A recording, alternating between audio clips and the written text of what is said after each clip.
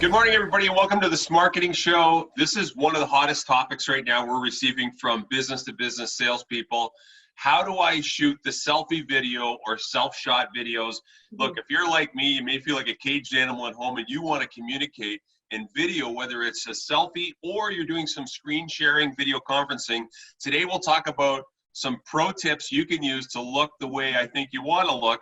And for those of you that haven't done it yet, this hopefully will encourage you to give it a try. Cheryl, what are you thinking about today's topic?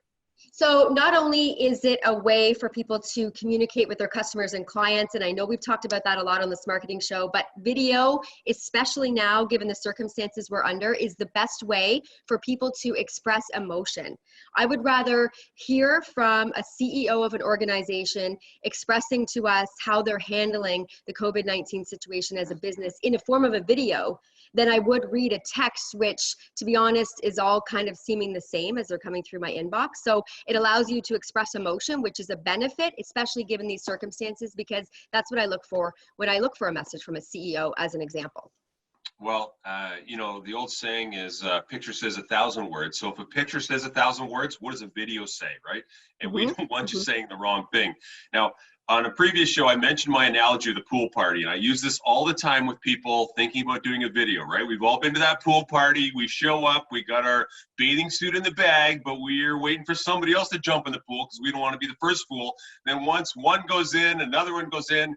You know what? Once you get in the pool, you feel great, don't you? And I assure you the same things with video. So we're going to share with you now some tips you can use to get in the pool and feel good about what you're doing getting in there. So Cheryl, do you want to go first or do you want me to give my pro tips? How do you want to roll?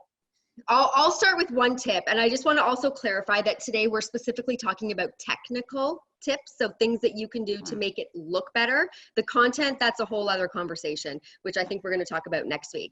So the first thing I want to talk about is lighting, because in my opinion, I think lighting is the easiest way to make your video look either really terrible or a lot better. So the first thing, it's really simple, face the light. That's all you need to remember. Some people get confused. They're like, do I light from behind? Not yet, you're not quite there, but facing the light. So I'm just going to use this as an example. I've got my balcony patio door open, and you can see as I face the light, it kind of brightens things up. As I turn away from the light, and when the light is behind me, you can see that then it casts a shadow and it's not a very clear image. So face the light, that is my technical tip number one today. All right, and notice how Cheryl cleaned up her whole house there for that shot, which is one of my tips. Beware the background. Now look, if I wanted to, I could move this way and show you my messy spot in my office over here, but of course I won't show you that because what you see is what you perceive, right? And we only want to show the good spots.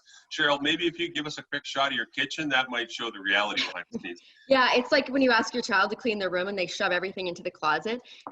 That's actually what's happening right now. I know. People don't know you got track pants on. Okay, so here's a suggestion, okay, from a sales guy, and trust me, my first video, I was like, okay, is this going to go good? Just do it, okay? Here's some ideas. Okay, number one, hold the camera, okay, level with your face. Okay, a lot of people shoot down here, and I've got a lot of stitches on my chin from playing hockey. Not the best look, okay? Keep the camera level or slightly higher than your face.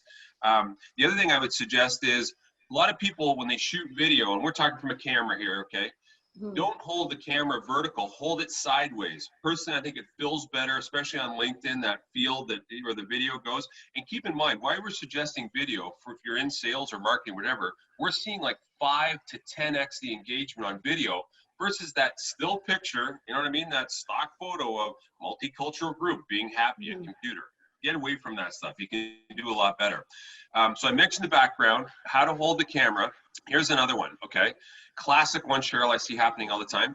Look at the lens of your camera, okay, and not down into the screen. So watch, right now I'm looking at Cheryl on my screen, okay? Now I'm looking at the lens of the camera. See, I'm looking at you right now. Now I'm looking down at Cheryl on my screen, okay?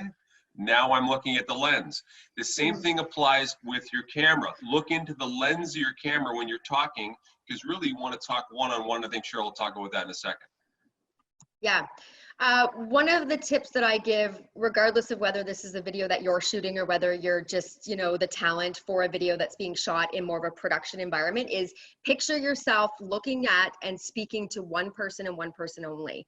And when I used to work in television, this was kind of a trick that we used to tell our guests that were a little bit nervous because they're picturing, these hundreds and thousands of people that potentially are sitting there watching you, especially when you're doing a live broadcast, which we are seeing a lot of businesses and organizations start to adapt to as well. Picture one person. I typically will picture, trying to explain something to either my mom, my dad, my sister, even my 9-year-old. It keeps you using language that's basic and simple as well. But just picture yourself having a conversation with one person. Forget about all the others that potentially could be watching the video. It'll help you stay more focused. And also that person at the other end of the camera that you're talking to will feel that you're connecting with them a little bit more. So use words like you. I know you are doing this. I can tell that as a business or as an employee, this is what you're adapting, as opposed to using like they and them. So try those tips as well. A great guy, Bob Smith, gave me that tip a long time ago. Imagine the lens is a person. And now I'm sure you may have got it from him too. I don't know. But we don't want to say things like, hey, I'm glad you're all watching this video right now. Right. So just stay away from that stuff. These little things will make the world a difference. Now, the other thing I would suggest is have a plan. Okay. I've mentioned before on LinkedIn that we see the drop-off point, just so you know, on business-to-business videos, right, around the 35-second mark. So we see some people, and I'm guilty too, sometimes I roll into the 2-minute mark, and really, you may be the only one watching your video. So I think keep it short, stupid, okay, is always better. People may view it, but we want them to view the full video. And when we talk about in the digital marketing world, blogs, people reading blogs, people say, hey, I want more words. And I'm saying, okay, but don't you want someone to read it? And there's an old philosophy in the video and writing world that says, think of it like an upside down triangle, okay? More people will watch the very beginning of your video than get to the end. It's an obvious point, but people don't think about that. Sometimes they save their best content until the end. And I know, Cheryl, in the TV business, you guys do a lot of things like you talk about the hook, or get them hooked at the beginning to want to follow you through the video. Yeah, so for example, what we would do here, given the topic that we're discussing today, we would say, coming up on the Smarketing show today, we're going to give you 5 tips on how you can shoot better selfie videos for your business. There's the hook. You figured out what the benefit is to the viewer, so they understand what they're going to learn. And this is a little bit more onto the content side of things, but I always try to remind customers or anyone that talks to me about creating video to give a bit of an agenda up front as to what you're going to be going over, so that people understand. And then if there's something they're interested in, they'll wait. And that will increase your audience retention as well. If they know there's something coming that they want to hear, they'll probably stick around. But if you don't tell them and they're just sitting there guessing, okay, I wonder what they're going to discuss next, or I wonder what the next topic is, or the next point, they're more likely to actually tune out. So now I know what you were doing when I was watching you on TV, and I wanted to go to the fridge, but you mentioned I should stay tuned for this. I know what you're doing. Anyway, look, today we're talking tactical things. I'm asking Cheryl next week if we can talk about how to create the content, because I think candidly it's very important to have a plan. So again, the things we're suggesting, of course, the lighting, the background. I'm suggesting how to hold the phone, look into the lens, talk to one person, keep it, short, stupid kind of thing. Shorter is better. The last thing I always see, Cheryl, with a lot of selfie videos is the beginning of the video. We got that look that's like, we're not ready for it. And so I would suggest make sure you're smiling at the beginning and smile at the end.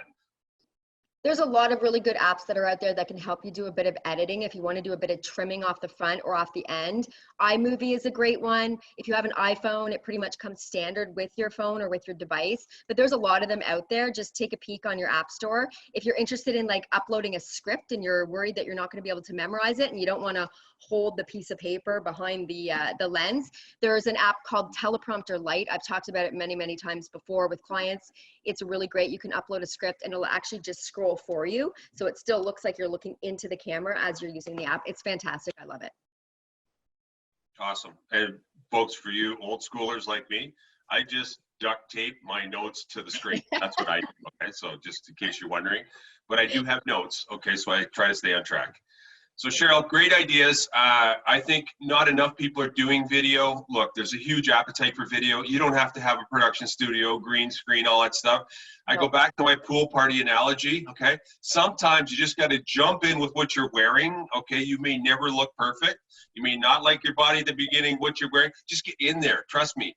We've had our clients start to do more and more videos, and we're seeing huge engagement, not only on the videos, but then more of their teammates are jumping and saying, hey, if Jimmy can do it, so can I, right? If that schmuck can do it, why can't I? And then what that's doing is driving traffic to the website, creating brand awareness. And in today's era, everything we can do to be top of mind at point of need, especially shooting video, I think we got to do it. And hey, couldn't agree more. Look at that. Hold on, you cut out there for a second. Did you agree with me? I did agree with you. I wanted to mention before we wrap up really quickly, you talked a little bit about background. One thing I want to say, and I meant to mention it earlier, don't shoot yourself in front of a plain blank wall. It is very uninteresting. Try to add some depth to your background. So position yourself with something either happening behind you. Maybe you have a plant, maybe you have a window that you can open, something like that. Just try to create a little bit of depth if you can do that. So if you have any questions, comments, as you mentioned, Rick, next week we're going to get into talking about the content of the video and some tips that we have around that. You can always email us, engage@intocommunications.com. Don't forget to like and subscribe our channel, and happy video shooting, everybody. We'll see you next week. All right. Thank you, Cheryl. See you guys next week. Do a video. Give it a try. What do you got to lose?